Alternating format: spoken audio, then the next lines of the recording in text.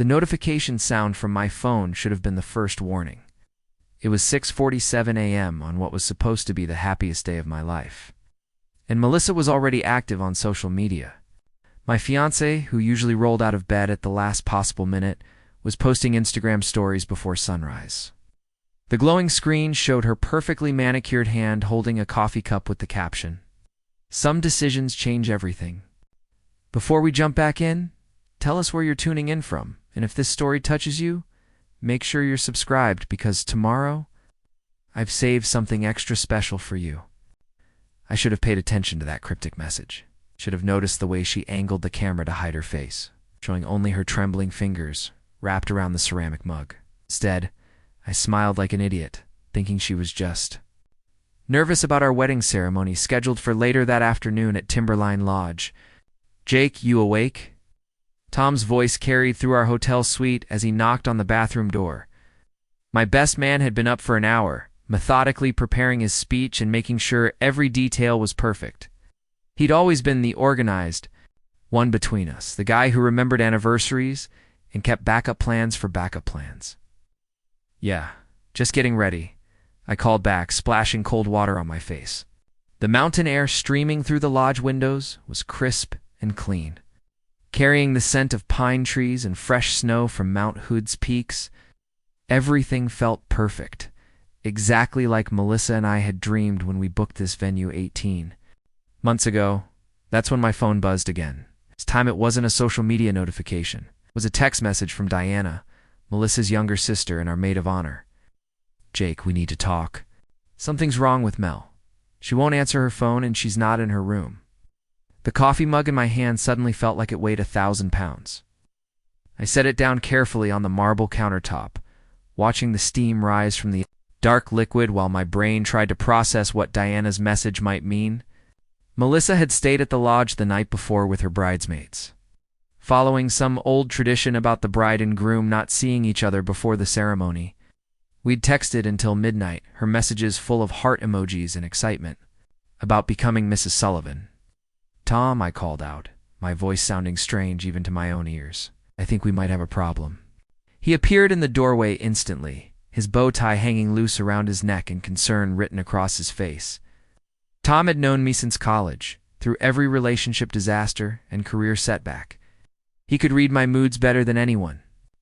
And right now, he was seeing something that made his jaw tighten. What kind of problem? I handed him my phone, watching his expression change as he read Diana's message.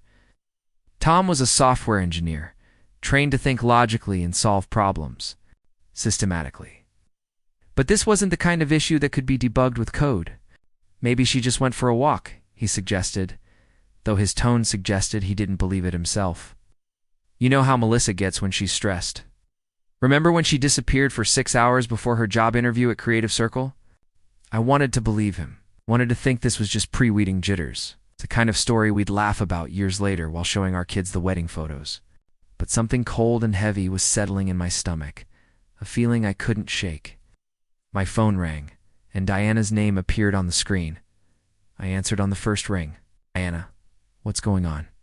"Jake, I'm really sorry, but I think you need to get down here. Melissa's back, but she's different. She won't talk to any of us, and she's been crying. Something happened last night after you guys stopped texting." The elevator ride down to the 3rd floor felt like it lasted forever. Tom stood beside me in silence, his usually relaxed demeanor replaced by the focused intensity he brought to crisis situations. The lodge hallway was eerily quiet, decorated with rustic wooden beams and vintage photographs that had seemed charming yesterday but now felt like they were mocking our situation. Diana was waiting outside room 312, still in her pajamas, with her dark hair pulled back in a messy bun. Her eyes were red-rimmed, and she looked like she hadn't slept at all. Behind her, I could see the other bridesmaids hovering nervously in the doorway, their usual chatter replaced by whispered conversations and worried glances. "She came back around 3 in the morning, Diana said without preamble. She was soaking wet from the rain, and her dress from last night was completely ruined. When I asked her what happened, she just started crying and said she needed to call off the wedding." The words hit me like a physical blow. Call off the wedding.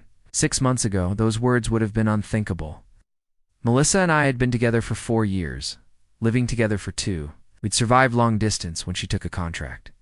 Job in Seattle, weathered the stress of buying our Pearl District loft, and navigated the complicated dynamics of blending our families.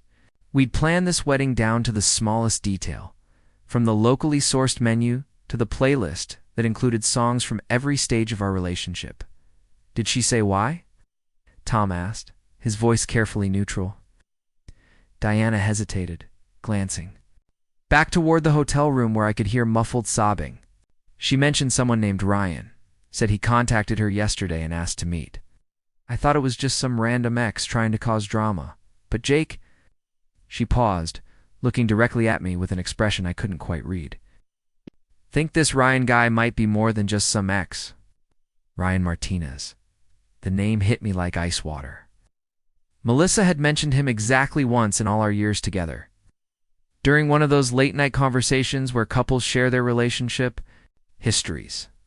Her first love from college, the guy who'd broken her heart when he moved to New York for some high-powered banking job. She'd described him as ambitious and driven, someone who'd chosen career advancement over their relationship. She'd also said she was grateful it ended because it taught her what she really wanted in a partner. Apparently what she really wanted wasn't me. I need to talk to her, I said, moving toward the hotel room door. Diana caught my arm gently. Jake, I don't think that's a good idea right now. She's pretty upset, and I'm not sure she's thinking clearly. Maybe you should give her some space to figure out what she wants. Space. The word that every man in a relationship dreads hearing. Space was relationship speak for, I'm already gone, I just haven't figured out how to tell you yet. But this wasn't just any relationship conversation. This was supposed to be our wedding day. In 6 hours, we were supposed to be standing at the altar in front of 120 guests, promising to love each other for better or worse. Apparently, this qualified as worse. Tom placed a steady hand on my shoulder. Let's go get some air, he suggested. Give everyone a few minutes to process this. We walked out onto the lodge's wraparound deck, where the morning sun was just beginning to burn through the mountain mist. The view was spectacular, with Mount Hood rising majestically in the distance and the Columbia River Valley spreading out below us. It was the kind of scenery that belonged on postcards and travel brochures, the perfect backdrop for a mountain. Wedding Melissa had fallen in love with this place the moment we'd visited it for our venue tour, spinning around on this very deck and declaring it was where she wanted to start our married life together. Now it felt like the place where our relationship was ending. So what do you know about this Ryan guy? Tom asked, leaning against the wooden railing. I pulled out my phone and opened Instagram, something I'd never thought to do before, but suddenly felt compelled to investigate. It didn't take long to find Ryan Martinez's profile. He was exactly what I'd expected from Melissa's brief description. Tall, conventionally handsome, wearing expensive suits in photos taken at upscale Manhattan restaurants and corporate events. His bio listed him as senior vice president at First National Bank, with recent posts showing him at charity galas and business conferences. What I hadn't expected was the post from yesterday evening, showing him standing outside the Nines Hotel in downtown Portland. The caption read, "Sometimes you have to come home to remember what really matters." My hands were shaking as I showed Tom the screen. The timestamp showed 8:47 p.m., exactly 3 hours after Melissa and I had stopped texting. Ah, son of a bitch, Tom muttered. He planned this. The pieces were falling into place with horrible clarity. Ryan hadn't just happened to be in Portland. He'd deliberately timed his return to coincide with our wedding weekend, reaching out to Melissa when she was most vulnerable and emotional. It was calculated and cruel, the kind of manipulation that only worked because he'd known exactly which emotional buttons to push. But what made it worse was that it had worked. After 4 years together, after building a life and planning a future, Melissa had chosen him over me. She'd snuck out of her hotel room in the middle of the night, met with her ex-boyfriend, and come back ready to destroy everything we'd built together. The lodge door opened behind us, and Diana emerged, looking even more frazzled than before. Jake, I'm really sorry, but Melissa wants to see you now. She says she owes you an explanation. Not. An explanation.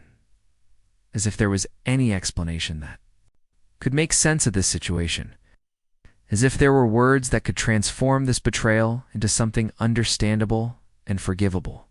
But I followed Diana back into the lodge anyway, because I needed to hear it from Melissa herself. I needed to look into the eyes of the woman I'd planned to marry and understand how she could throw away for years for someone who'd already abandoned her once. The hotel room felt like a funeral parlor when I walked in. The bridesmaids had cleared out, leaving only the evidence of our canceled celebration: wedding dresses hanging in plastic garment bags, unopened bottles of champagne, and gift boxes that would now need to be returned. Melissa was sitting on the edge of the bed, still wearing the same clothes from the night before, her makeup smeared and her usually perfect hair hanging limp around her shoulders. She looked up when I entered, and I saw something in her expression that cut deeper than anger or sadness. She looked relieved, like canceling our wedding was the best decision she'd made in years. "Jake," she said softly, "I'm so sorry you had to find out this way." The words hung in the air between us like poison. Melissa's voice was barely above a whisper, but each syllable felt like a hammer blow against my chest. I stood in the doorway, gripping the frame so tightly my knuckles had turned white, while she sat there looking like a stranger wearing my fiancé's face. "Sorry I had to find out what way," I managed to ask, though my throat felt like sandpaper. "Sorry that you decided to torpedo our relationship 12 hours before our wedding? Sorry that you snuck out in the middle of the night to meet some guy who dumped you 5 years ago."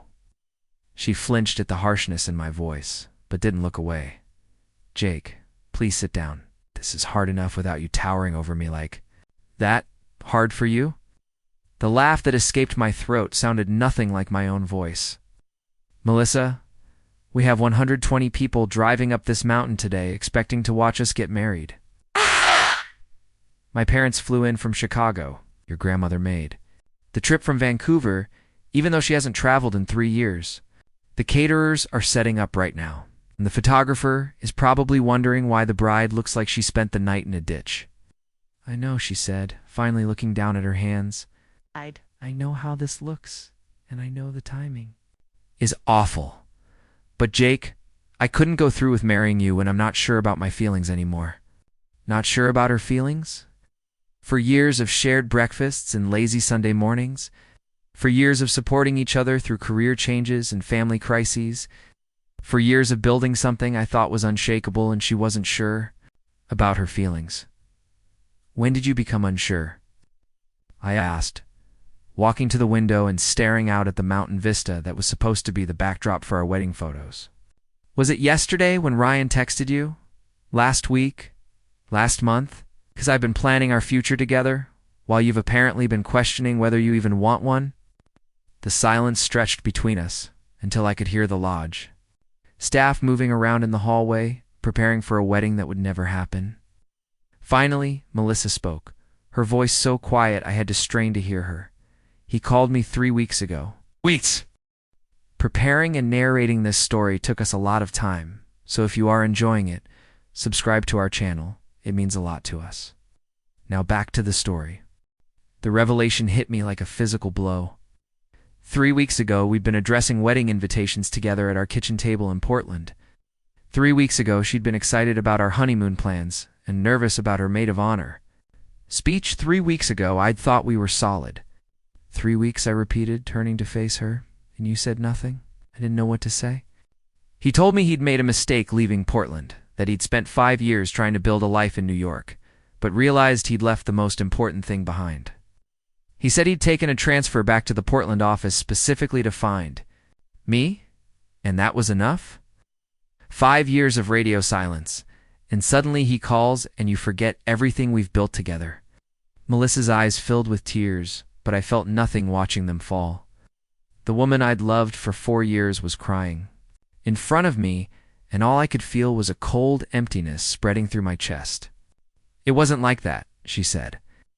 "At first I told him I was getting married and couldn't see him, but he kept calling, kept saying he needed closure, that he'd never stop thinking about me, said he'd respected my relationship by staying away. But now that I was about to get married, he couldn't live with himself if he didn't tell me how he felt." "So romantic," I said bitterly. "What a gentleman. waiting until the week before your wedding to declare his undying love. Jake, please don't make this harder than it already is. Harder for who, Melissa? Because from where I'm standing, you made your choice pretty clear when you decided to sneak out and meet him last night, instead of talking to your fiancé about this supposed crisis of faith. She stood up from the bed, finally meeting my eyes with something that looked like defiance. You want to know what happened last night? Fine. I met Ryan at Lansu Garden because I thought seeing him again would prove to me that what we had was in the past. I thought I'd look at him and feel nothing, and then I could marry you today with a clear conscience. But that's not what happened? No, she whispered. That's not what happened. The admission hung between us like a death sentence. I found myself thinking about all the signs I'd missed. All the moments over the past 3 weeks when Melissa had seemed distracted or distant. The nights she'd stayed late at Creative Circle working on projects that never seemed to materialize. The way she'd started checking her phone constantly, always angling the screen away from me. The sudden interest in going to yoga classes across town instead of the studio we usually attended together. So what now? I asked. You call off our wedding, break the heart of everyone who cares about us, and run off into the sunset with investment banker Ryan, who's probably already calculating how this whole thing affects his portfolio. It's not about money, Jake. It never was with Ryan. And what is it about? I'm trying, really. Hard to understand how someone who claimed to love me enough to marry me can throw it all away for a guy who abandoned you once already. Melissa walked to the window, pressing her palm against the glass as she stared out at the mountain landscape. When I saw Ryan last night, I realized I'd been trying to recreate what we had with you, the way he made me feel, the excitement, the passion. Thought I'd moved on. But being with you always felt safe and comfortable rather than electric. Safe and comfortable. The words cut deeper than any insult could have. I'd spent 4 years trying to be the partner she deserved, the man who would never leave her stranded or heartbroken.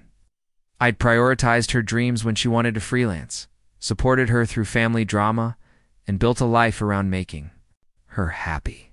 And in return, she saw me as the safe option, the consolation prize she'd settled for until something better came along.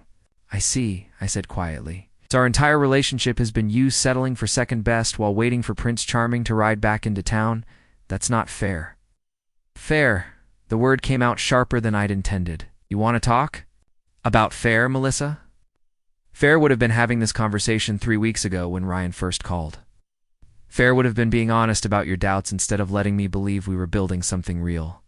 Fair would have been not destroying the most important day of our lives because you got confused by some smooth-talking ex, who probably tells every woman exactly what she wants to hear.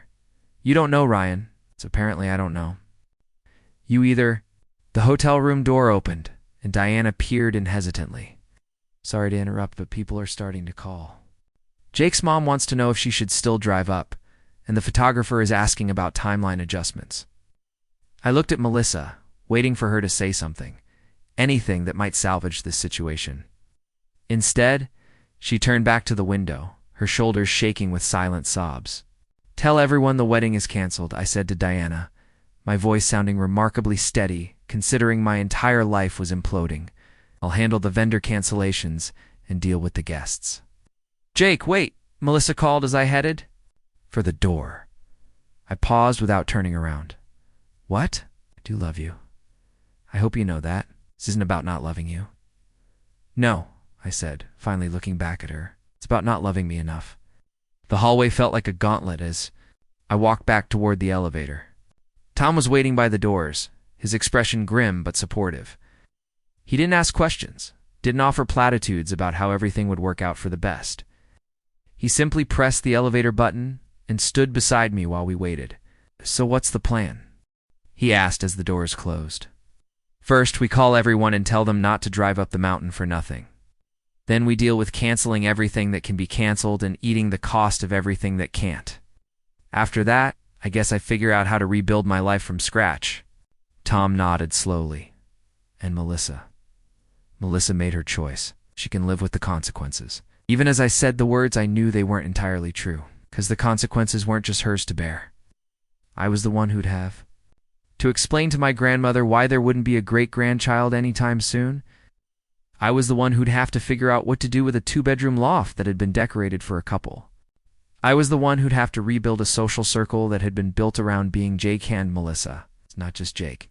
As the elevator descended toward the lobby, I found myself thinking about something that had happened 6 months earlier. Melissa and I had been at a housewarming party for one of her coworkers. I'd overheard a conversation between her and another guest about relationships. The woman had been complaining about her boyfriend, saying he was wonderful but boring, and Melissa had laughed and said she understood completely. At the time, I'd assumed she was just being polite, making conversation with someone she barely knew. Now I wondered if she'd been talking about me. The elevator opened onto the lodge's main floor, where wedding vendors were already setting up for an event that would never happen. The florist was arranging centerpieces on tables that wouldn't be needed, and the catering staff was preparing a feast for guests who wouldn't be coming.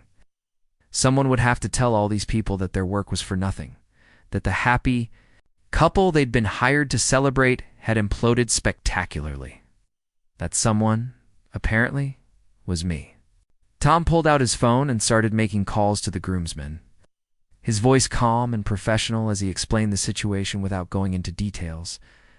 I found myself grateful for his presence, for having at least one person in my corner who wasn't asking questions I didn't have answers to. My own phone was buzzing constantly now, with calls from family members and friends who'd heard rumors that something was wrong. I ignored most of them, focusing instead on the practical matters that needed immediate attention. Cancel the photographer. Cancel the transportation. Cancel the honeymoon flights. Cancel the life we'd planned together. Oh, wait. Long day, the drive back to Portland felt like traveling through a fog of numbness. Tom had insisted on driving my car while I sat in the passenger seat, staring at the endless parade of pine trees along Highway 26. Every mile marker reminded me that I was moving further away from what should have been my wedding day and closer to a reality I wasn't prepared to face. My phone had finally stopped buzzing after I'd sent a group text to everyone on the guest list. Wedding canceled due to unforeseen circumstances.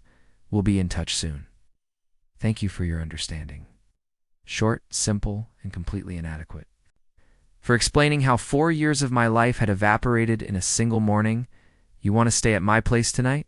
Tom asked, as we approached the Portland city limits. Sarah's visiting her sister in Seattle, so you'd have some space to think. Thanks, but I need to go home. I need to figure out what I'm dealing with. Home. The word felt strange now. The Pearl District loft that Melissa and I had bought together 18 months ago.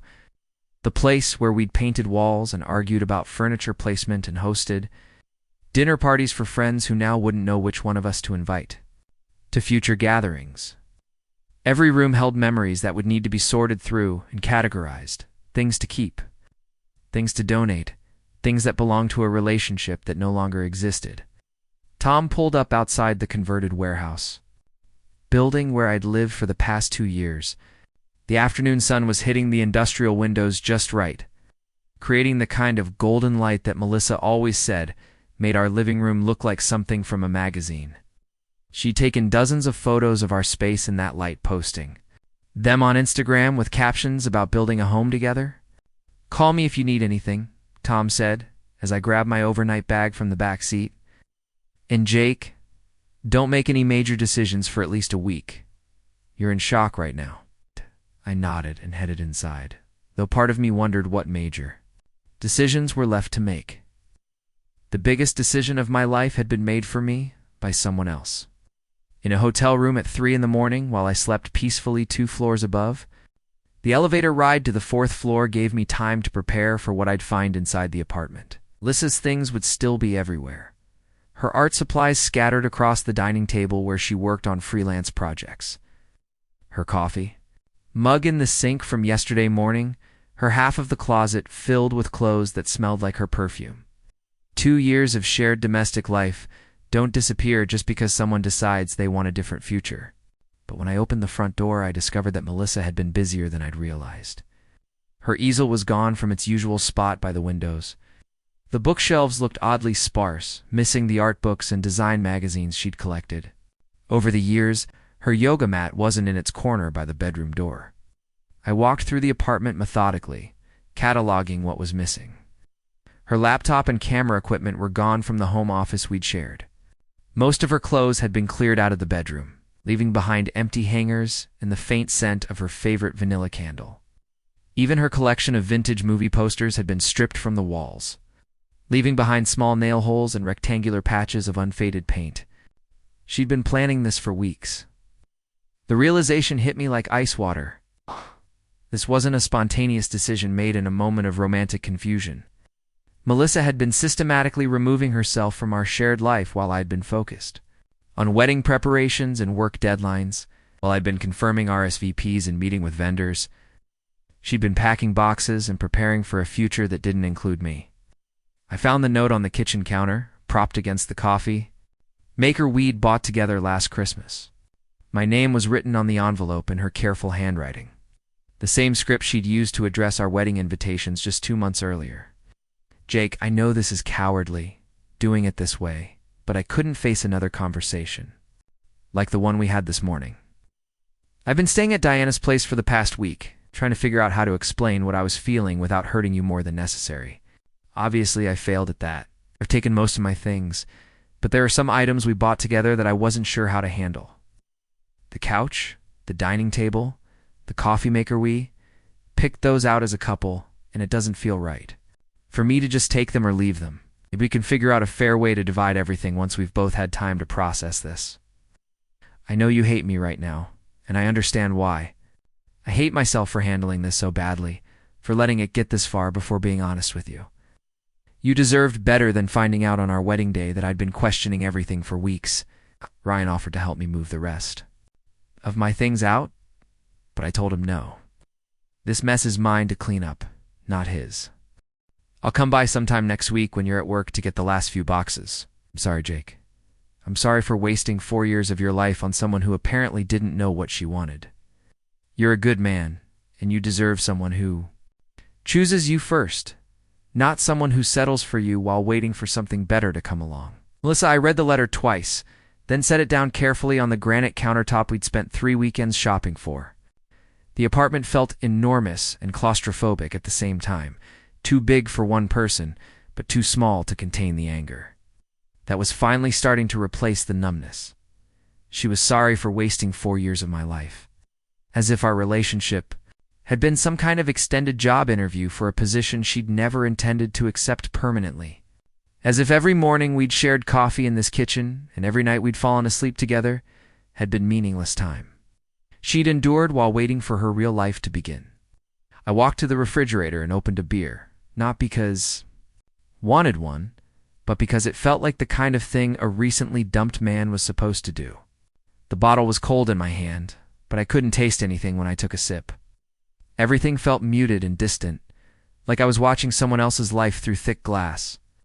That's when I heard voices in the hallway outside. One of them was familiar, though it took me a moment to place it. Amanda Walsh, from 4B. We'd exchanged polite hellos in the elevator and mailroom over the past year, but I didn't know much about her beyond the fact that she worked late hours and always smiled when she saw me. The other voice belonged to her brother Kevin, who I'd met briefly when he'd helped her move in.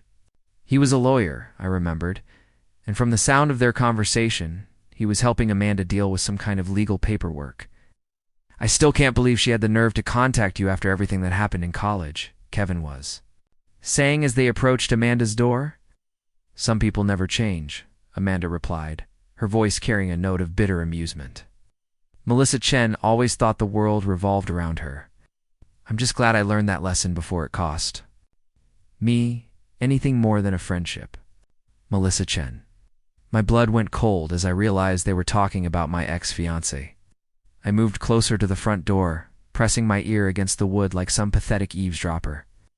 What did she want this time? Kevin asked. To apologize. Supposedly, said she'd been thinking about college and realized she'd treated me unfairly. Claimed she wanted to make amends before she got married. Amanda's laugh was sharp and humorless. Can you imagine? 5 years of silence, and suddenly she develops a conscience right before her wedding day. Did you respond? I told her, Exactly what I thought of her apologies.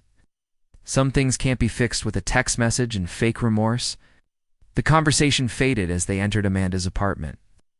But I remained frozen by my door, processing what I'd just overheard. Melissa had contacted Amanda, her former college roommate, trying to make amends for something that had happened years ago. The timing was suspicious, coming just weeks before our wedding.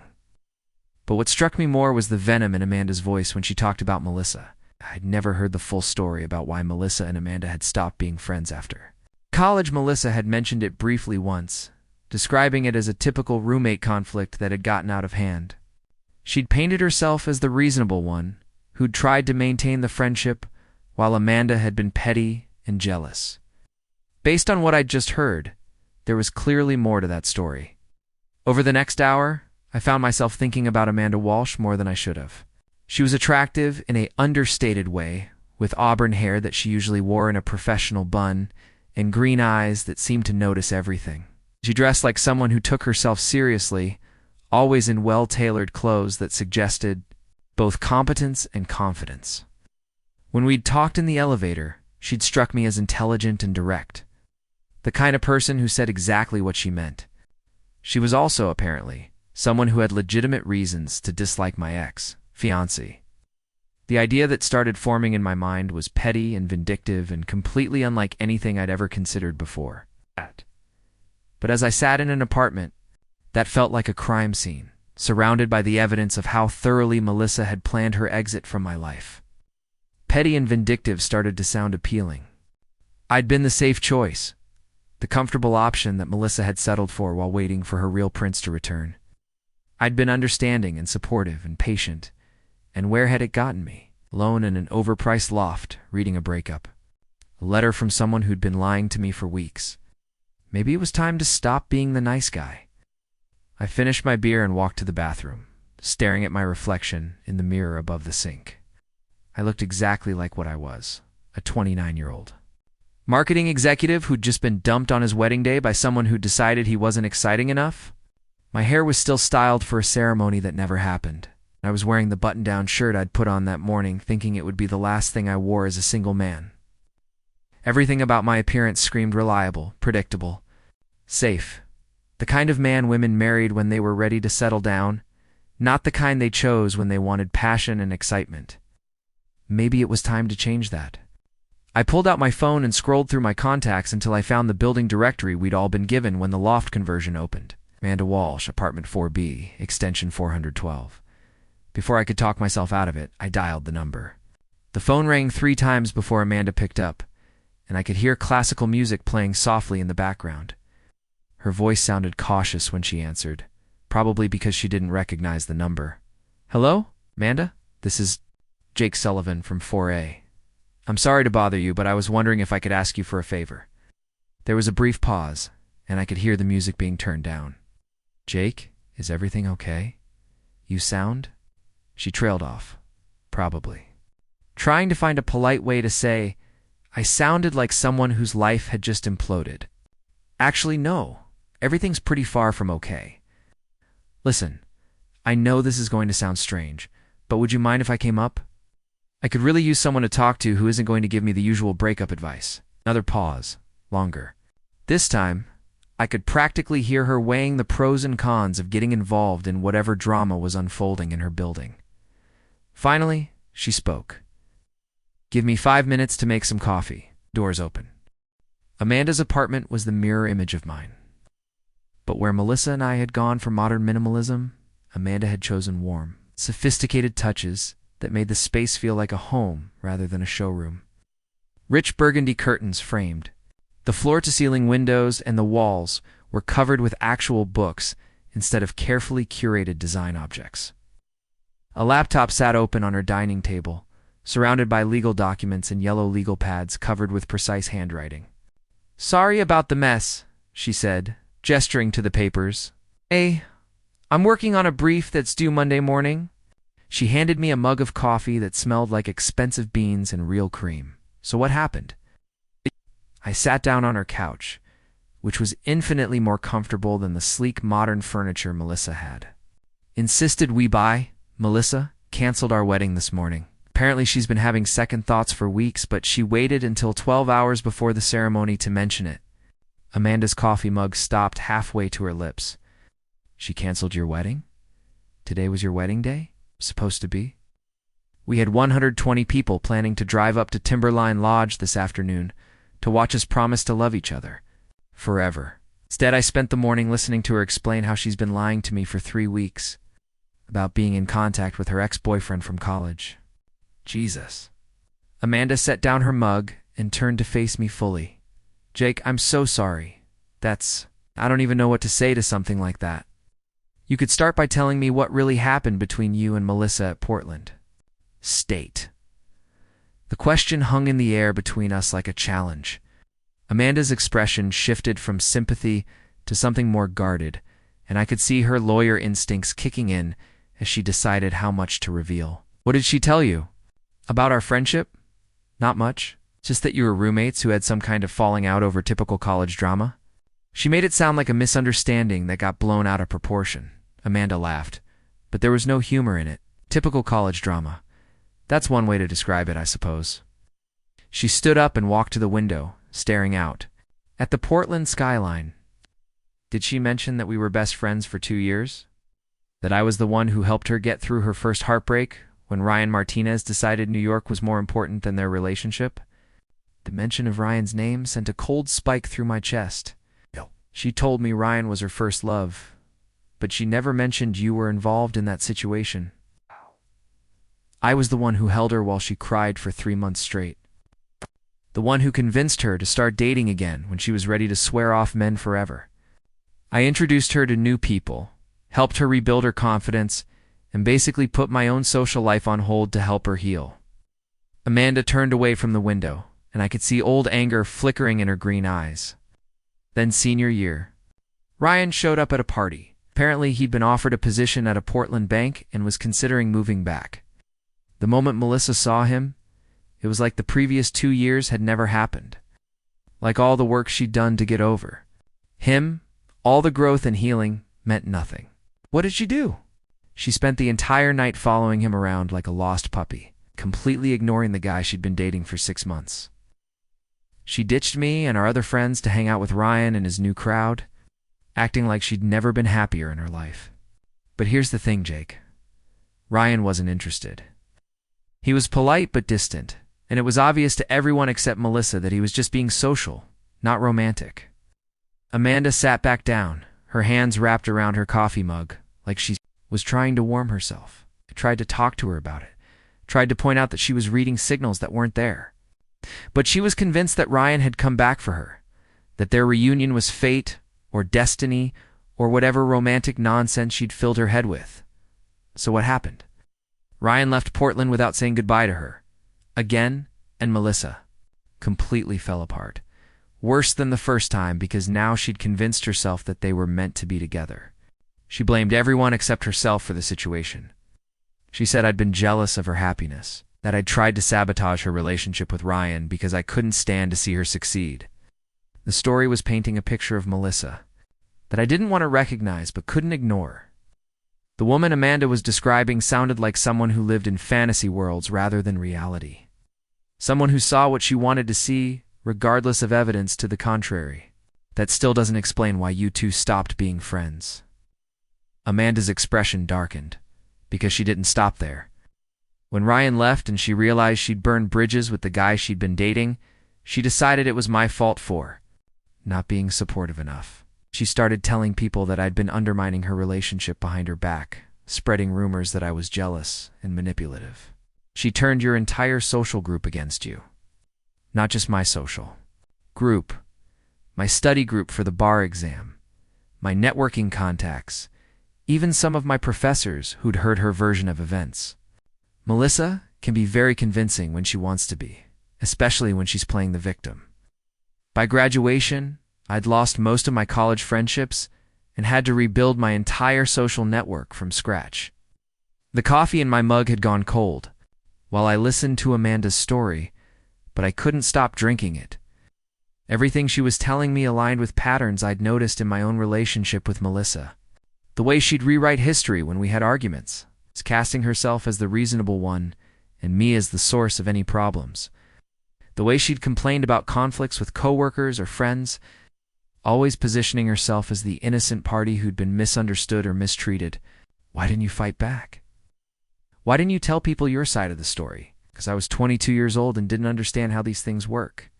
I thought the truth would speak for itself, that people would eventually see through her. Manipulation. I was naive enough to believe that being right would be enough. Amanda shrugged. I learned a lot about human nature that year. People prefer simple stories to complicated ones, and Melissa was always good at providing simple stories where she was the hero and everyone else was the villain. And now she contacted you trying to apologize? 3 weeks ago, right out of the blue. Said she'd been thinking about college and realized she'd handled things poorly. Claimed she wanted to clear the air before she started her new life as a married woman. Amanda's voice dripped with sarcasm. Very magnanimous of her, don't you think? Deciding to make amends when it was convenient for her timeline 3 weeks ago. The same time Ryan had started calling Melissa, according to her confession. This morning, the timing wasn't coincidental. Melissa had been preparing for some kind of major life change, tying up loose ends and closing chapters before moving forward with whatever plan she'd been forming. What did you tell her? I told her that some things can't be fixed with a text message sent 5 years too late. I told her that I'd learned to live without her friendship and her drama. I had no interest in giving her the absolution she was looking for. Amanda looked directly at me. I told her that people don't change as much as they like to think. They do, and that whoever she was marrying deserved to know what kind of person they were really committing to. The words hit me like a physical blow. Amanda had essentially predicted this morning's disaster 3 weeks ago.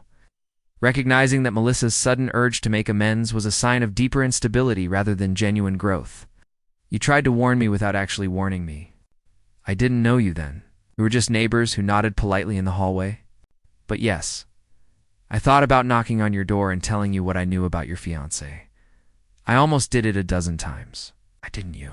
Amanda was quiet for a long moment, staring into her coffee mug like it might hold answers to questions she hadn't asked yet. Because I know what it's like to have someone you care about turn out to be different than you thought. And I know that people have to discover these things for themselves in their own time. If I'd told you about Melissa's history, you would have defended her and probably decided I was the jealous ex-friend she'd warned you about. She was right, and we both knew it. If Amanda had approached me 3 weeks ago with stories about Melissa's college behavior, I would have dismissed her as someone nursing old grudges. I would have believed Melissa's version of events without question because I wanted to believe in the woman I was planning to marry. So what happens now, I asked. Now you figure out what kind of person you want to be going forward. You can. Spend the next year being bitter and angry about what Melissa did to you. Or you can accept that you're better off without someone who was never fully committed to your relationship in the first place. Amanda stood up and walked to her kitchen, refilling her coffee mug from a French press that probably cost more than my monthly car payment. When she turned back to me, her expression was thoughtful rather than sympathetic. Can I ask you something? Jake, what made you come up here tonight? Why did you want to hear about my history with Melissa? The question caught me off guard, probably because I wasn't entirely sure of the answer myself. Part of me had genuinely wanted to understand the woman I'd thought I was going to marry. But another part, the part that had been growing stronger, since I'd read Melissa's letter, had been looking for ammunition. I wanted to understand who she really is. I wanted to talk to someone who wouldn't tell me that everything happens for a reason, or that I'll find someone better eventually. And now that you know? I set down my coffee mug and looked around Amanda's apartment, taking in the evidence of a life built on solid foundations rather than romantic fantasies. Law books and legal journals instead of fashion magazines, actual art on the walls instead of motivational quotes printed on canvas, a space that belonged to someone who knew exactly who she was and didn't need external validation to feel complete. I'm wondering if there's something else I should be asking you. Amanda raised an eyebrow, a slight smile playing at the corners of her mouth. That depends on what you're thinking of asking. I took a deep breath, knowing that what I was about to propose would either be the smartest or stupidest thing I'd ever done. I'm thinking of asking if you'd be interested in getting married. To me, next weekend? The silence that followed was deafening. Amanda's coffee mug froze halfway to her lips, and for a moment I thought I'd completely misread the situation. Then she started laughing, Not the polite chuckle of someone humoring a crazy person, but genuine amusement. "You want to marry me?" We've had exactly 3 conversations, and one of them was about mail delivery schedules. I know how it sounds, but think about it logically. We're both adults who've been burned by people who didn't know what they wanted. We're both tired of games and drama and false promises, and we both have very good reasons to show Melissa that her decisions have consequences. Amanda set down her mug and studied my face carefully. This is about revenge. It's about a lot of things. Revenge is definitely part of it, but not all of it. I leaned forward, surprising myself with how clearly I could articulate thoughts that had been forming for the past hour. "Amanda, I've spent the last 4 years trying to be the perfect boyfriend for someone who was never really present in our relationship. I've compromised and accommodated and tried to be everything she needed, and it got me exactly nowhere." "Oh, you want to marry someone else out of spite?" "I want to marry someone who knows exactly what she's getting into. Someone who won't spend our entire relationship wondering if there's something better around the corner. Someone who chooses me deliberately, not because I'm the safe backup plan." Amanda walked back to the window, and I could see her reflection. Considering my proposal with the same analytical precision she'd probably brought to legal briefs, is what makes you think I'd be interested in a marriage of convenience with my neighbor? Because you're practical enough to see the benefits and smart enough to make it work. You're building a law career, which means you could use the stability and social legitimacy that comes with marriage. I'm established in marketing with a good income and no debt besides the mortgage. We're compatible enough to have gotten through tonight without killing each other. We both understand that this would be a partnership based on mutual respect rather than romantic delusion. And the revenge aspect would be a bonus. Melissa thinks she can walk away from for years together without any consequences while she plays house with her rekindled college romance. She's probably expecting me to spend the next 6 months being miserable and alone while she gets to be the happy couple everyone celebrates on social media. Amanda turned back to face me, her expression unreadable. "Instead, you'd be the guy who moved on so completely that he remarried before she even got settled in her new relationship. With someone she specifically wronged and can't dismiss as a rebound or a mistake. You know her weaknesses better than anyone, Amanda. You know exactly which buttons this would push." "It would destroy her," Amanda said quietly. "Good." We stared at each other for a long moment, and I could see her weighing possibilities and consequences with lawyerly precision. Finally, she spoke. "What would you expect from this marriage? Because if you're thinking this would be some kind of elaborate roommate situation, you should know that's not something I'd be interested in." The question caught me off guard, but her directness was refreshing after years of trying to decode Melissa's hints and implications. "I'd expect us to figure it out as we go. Build something real, based on honesty and shared goals, instead of whatever romantic mythology I was living in before. And if it doesn't work, then we get divorced like adults and split our assets. Fairly, but Amanda, I don't think it won't work. I think we could build something better than what either of us had before." She moved away from the window and sat back down across from me, her hands folded in her lap like she was conducting a job interview. If I were to consider this completely insane proposal, I'd have conditions. Name them. First we do this right, not some courthouse quickie, but a real wedding with our friends and families present. If we're going to make a statement, it should be unmistakable. I nodded. Agreed. Second, we're completely honest with each other about everything. No games, no manipulation, no trying to spare each other's feelings with convenient lies. That sounds like paradise after the last 4 years. Third, we give this a real chance. I'm not interested in being a placeholder while you figure out what you actually want. If we do this, we commit to making it work. I stood up and extended my hand to her, feeling more certain about this decision than I'd felt about anything in months. Deal. Amanda shook my hand, her grip firm and confident. Then yes, Jake Sullivan, I'll marry you next weekend. Wedding planning that followed was a blur of efficiency that made our previous evening's conversation seem slow-paced.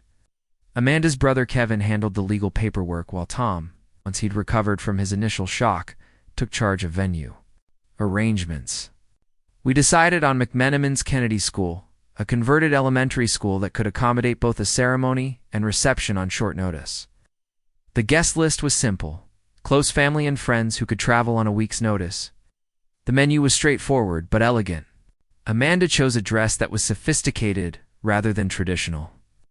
And I bought a suit that actually fit properly instead of the rental tuxedo I'd planned for the original wedding. Word traveled fast through our social networks as we'd known. By Wednesday, I was getting calls from mutual friends who'd heard rumors about my upcoming marriage to someone who wasn't Melissa. By Friday, Tom reported that Melissa had been calling around trying to confirm whether the rumors were true.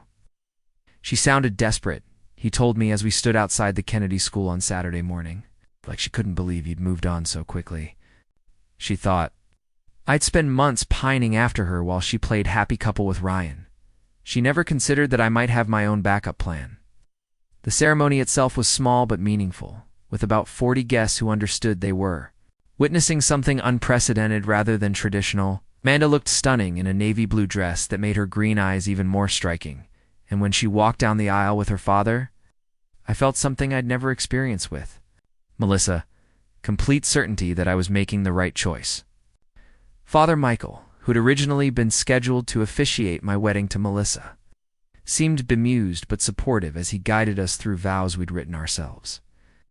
When Amanda promised to choose me deliberately every day rather than settling, for me, I knew that everyone present understood this was as much a declaration of war as a declaration of love. The reception was in full swing when Diana Chen appeared in the doorway, looking frantic and disheveled. She scanned the room until she spotted me, then pushed through the crowd with single-minded determination. "Jake, I need to talk to you," she said breathlessly when she reached our table. "It's about Melissa." Amanda squeezed my hand under the table, a gesture of support that spoke volumes about how quickly we'd learned to function as a team.